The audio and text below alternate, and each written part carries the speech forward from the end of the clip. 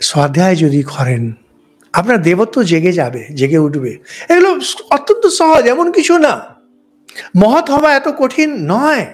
স্বামীজি কর্মযোগ বলতে গিয়ে খুব সুন্দর একটা কথা বলেছিলেন, unselfishness is more paying, only people do not have the patience to practice it. নিঃস্বার্থ যদি করেন, অনেক বেশি লাভ সেলফিশনেস থেকে, স্বার্থ থেকে।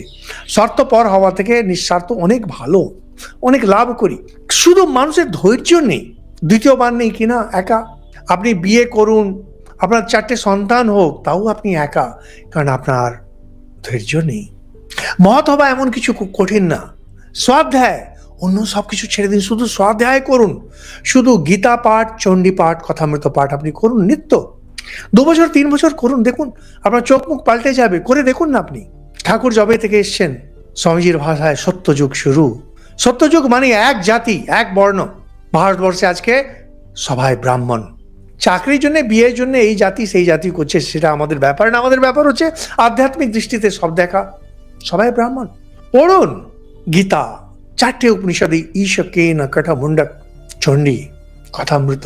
ওয়া আপনার যদি কোনো থাকে অন্য গ্রন্থ বাড়িতে, হিন্দি বেল্টে যেমন রামচরিতমানস করেন।